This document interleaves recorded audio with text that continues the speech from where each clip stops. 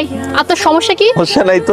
আপনার প্রতিদিন কলেজে যাওয়ার সময় আমি এই জায়গায় দেখি, কারণ কি? এই যে কত সুন্দর প্রকৃতি, পর গ্রামে আসছি তো দাঁড়ায় আছি। তাই না? আপনার তো উদ্দেশ্য ভালো না। শুনলাম আপনি নাকি মাস্টার্স পাস করছেন, পুরো গ্রাম বেশি এটা নিয়ে কথা বলতেছে, কিন্তু আপনার কাজকর্ম তো মেট্রিক ফেলের মতো। সিদ্দিক সাহেব, যেমন বলেছিলাম একটু পরেই হাতে নাতে প্রমাণ পেয়ে যাবেন।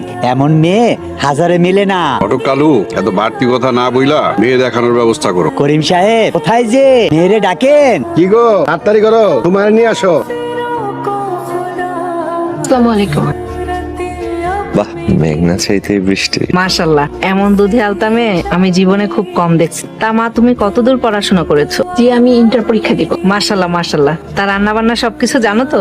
আমার ভাই আল্লাহর রহমতে ঘরের কাম কাজ সবই পারে। কি ব্যাপার, আপনি আজকেও এখানে খাড়ে আছেন? আজকেও কলেজে যাইতেছো? হ্যাঁ, তাতে কি সমস্যা? তোমার না সামনে বিয়া? তাতে আপনার কি সমস্যা? কোনো সমস্যা নাই। তা আপনারা আমি সেদিন কইলাম এখানে আর না খাড়ায় থাকতে, সাথে তো আর দাঁড়ায় থাকতে হইব না। বিশ্বতে